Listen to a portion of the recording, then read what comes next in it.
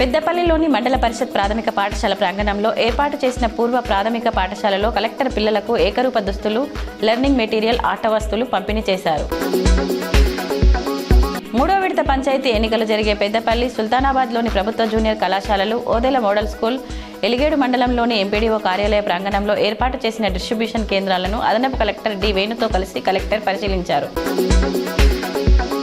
సర్పంచ్గా గెలుపొందిన అరగోని రవికుమార్పై ప్రత్యర్థులు దాడి చేశారు. గెలిచిన తర్వాత గ్రామ ప్రజలకు కృతజ్ఞతలు తెలిపేందుకు వెళ్తుండగా ప్రత్యర్థులు రవికుమార్, ఆయన వారి అనుచరులపై దాడికి యత్నించారు. దీంతో ఇరు వర్గాల ఘర్షణ పడడంతో ఉద్రిక్తత ఏర్పడింది.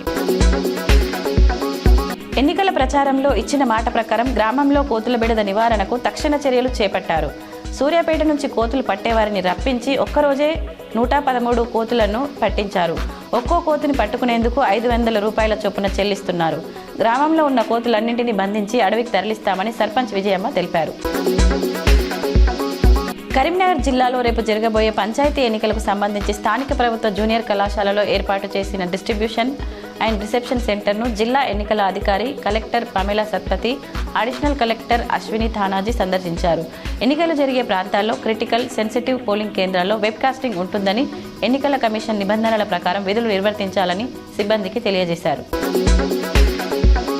ఎల్లారెడ్డిపేట, గంభీరావుపేట, వీరన్నపల్లి, ముస్తాబాద్ మండలాల్లో మూడో ఫేజ్ ఎన్నికలు నిర్వహించనున్న సందర్భంగా వీరన్నపల్లి జిల్లా పరిషత్ ఉన్నత పాఠశాలలో ఇన్ఛార్జ్ కలెక్టర్ డిస్ట్రిబ్యూషన్ కేంద్రాన్ని పరిశీలించి అధికారులు, సిబ్బందితో మాట్లాడారు.